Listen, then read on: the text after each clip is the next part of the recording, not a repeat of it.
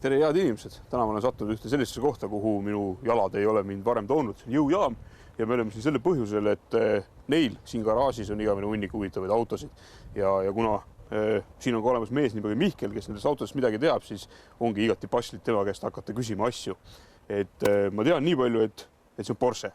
Ja põhimõtteliselt sellega minu teadmine, et selle auto koha pealt lõpevad, aga kuna sina oled vist selle ehitusega otsapidi seotud olnud või puhtalt ainult seda ehitanud, siis räägi natukene lähemalt, mis auto see on ja mis sellest saanud on. Tegu on siis Porsche 968-ga, mille tegemisel oleme jälginud tehase erimudeli, mida on tehtud turbomootoriga vist vaid 4 tükki. Muidugi need mootorid olid lahjemad. Ühesõnaga selle mudeli jooni, sest välimusest on esistange, on selle erimudeli stiilis ja tagaspoiler ja veel mingid tiluliu, mida ma päris täpselt ise ka ei tea. Okay. See on omaniku teema rohkem, tema tegeles välimuse osaga. Millest see ehitus üldse alguse sai? Inimene tuli siia, tal oli siuke auto ja ütles, et tehke see kiiremaks või paremaks või tehke see lihtsalt nagu teistsuguseks. Tegelikult sai alguse vähe teistmoodi. Tal oli üks teine samasugune Porsche ja juhuse tahtel tuli selle teha kerevahetus. Nii et tehnika on osaliselt pärit selle vana auto pealt, aga kere on siis nii-öelda toonor toodud uus. Okei, aga eesmärgiga on ikkagi saada see auto kiiremaks. Kuna see olukord tekkis, et seda kere tuleb vahetada, siis tekkis teine eesmärk, et teha auto natukene erilisemaks ja nii-öelda siis väga haruldasele mudelile väheke lähemale. Kui me nüüd siin kapoti alla vaatame, siis on siin hulk läikivaid torusid ja ilusat punast värvi, aga räägi natukene lähemalt, mis siin mootori juures muudetud on? Tegu on siis originaalis vabalt hingava 3-liitrise mootoriga, milles on muudetud siis kepsud, mis on asprofiil, kolvid on originaalid, Kometiku kaanetiehend on ja Raceweari kaanetikud. Muus osas on põhimõtteliselt see mootori sisu isegi originaal. Klappidega on ka natukene seal mängitud, aga klapi mõõt on originaal ja lihtsalt kaant on hästi-hästi vähe järgi aidatud. Põhimõtteliselt on tegu peale, ütleme niimoodi, et see mootor kestaks, ongi ainult muudetud põhimõtteliselt kepse ja kaanetikke, et mootor oleks nii-öelda töökindel. Ja kui nüüd väljapoole tulla, siis jõuame nende läikivate torudeni ja alustame siis vähem läikivatest asjadest, nagu karteri tuulutus on tehtud suuremaks eraldi, kogu on tehtud sinna koguja, siis sisseaska kollektor on custom, tuuningu keeles siis sealt edasi väljaske kollektor on tegelikult osaliselt originaal veel, kuna tal originaalis tegelikult on ju paremal pool mootorit on väljaske kollektor, aga turbo asetseb vasakul. Ja vahetoru on ära vahetatud ja turboks on Holdet AX40 Super, mis on omakorda, tema tootlikkust ei ole modifitseeritud, aga kuju natukene, et ta siia auto külge üldse ära istuks. Kuna pildid näha on, siis ruumi on ikka väga-väga vähe selle auto juures. Jah, ma vaatan, et ruumi on olnud nii vähe, et ohverdada on tulnud ka esituled. Jah, need esituled, seal on 2 põhjust. Tegelikult üks põhjus oli see, et selle auto välimus lahtiste esituledega on päris jube. See oli omaniku esimene nõue, et see auto on ilus ainult siis, kui neid esitulesid ei ole. Tegelikult talveperspektiivist tulevad siia teistsugused esitiivad. Praegu, kus ei ole enam tuleauke üldse ja lähevad ilusti kumeralt. Hetkel on need veel nii-öelda käepäraste vahenditega ära kaotatud need tuled, et ei oleks augud. Aga sõita saab ta ka ikka nii, et siin on katted peal, et ei pea lahtist aukudega sõitma. Sõita saab nii, et katted on peal, kuna tal tegelikult on seal originaalis on tal all on ka lähituled veel. Mis ta nüüd oma jõunäitajate poolest on? On sul võrdlus selle koha pealt ka, mis ta alguses oli? Originaalis peaks tal olema 176 kilovatti. Newtonmeetreid ma peast ei ütle, aga hetkeseisus on tal 550 hobujõudu ja 700 newtonmeetrit. See teeb siis umbes 404 kilovatti peaks olema. Umbes täpselt. Ja see on mootorist siis. Samamoodi nagu tehas andmed. Aga olemuselt on ta siis ehitatud lihtsalt nagu igapäeva autoks linnas sõitmiseks või tehtud mingisuguse kiirendusvõistluste jaoks? Olemuselt on ta tegelikult, kas just igapäeva autoks on õige öelda, kuna tegu on ikkagi üks hobiautoga ja põhimõtteliselt siis igapäeva autoks. Et sõidad tööle koju, käid Sauga ringrajal sõitmas näiteks, käid lõppkiirusvõistlustel, käid träägivõistlustel. Et lõppkiirusvõistluselt on see auto, ma peast ei ütle, mis koht see oli, aga suht ees otsas lõppkiirusega 1 miilisel distantsil 292 km tunnis.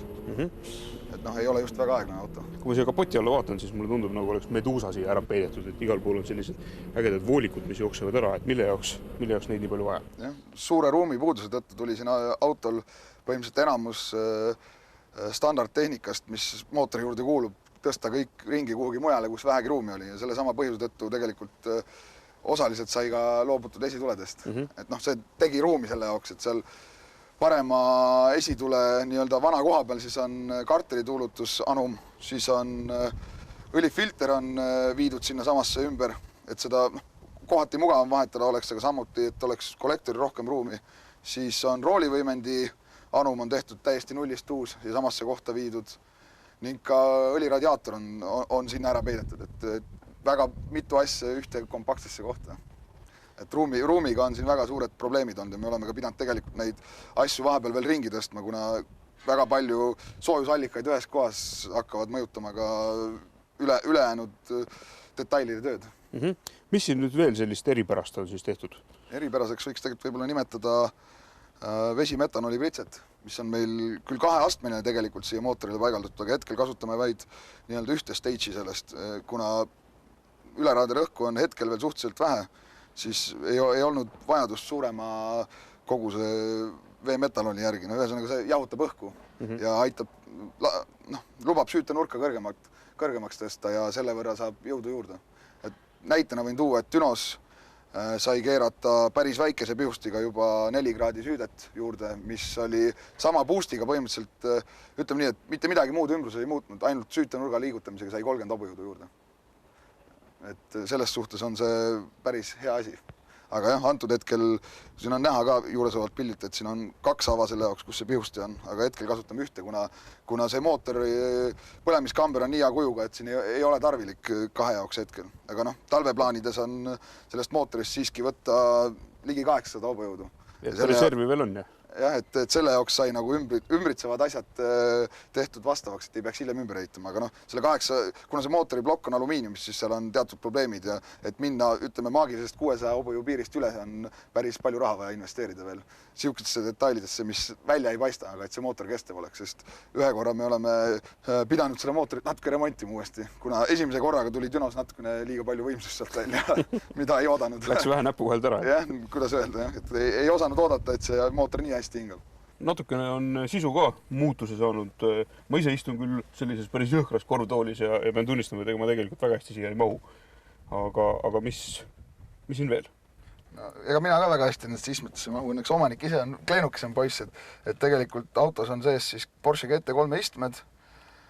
Tegelikult on ka armatuur käsitöö osaliselt, sest originaalist tal siin sihukest telekat ei ole. See on tegelikult autoarvuti, millest saab ka auto juhtaju parameetreid jooksvalt jälgida lisaks filmide vaatamisele ning ka tegelikult touchscreeni pealt ja nii-öelda wireless keyboardi pealt seda autot ka seadistada ilma lisa nii-öelda laptop arvutita.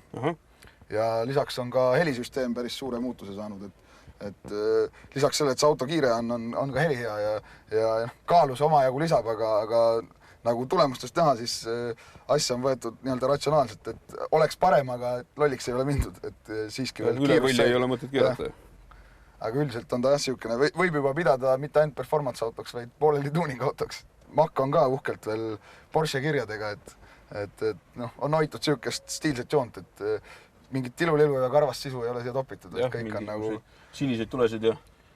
Jah, sihukene prestiižne ja Porschele omane, et ei ole ka mingit üliheledat sisu tehtud autole, vaid et tükka tagasihoidlik, aga samas luksuslik ilmselt on palju öeldud, aga ta ei ole mingi odava väikeautoga ei saa võrrelda.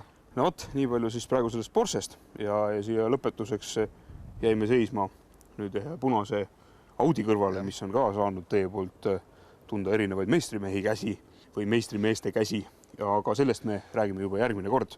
Nii et teie head inimesed, vaadake meid jälle ja siis juba lahkame laiali ka selle auto.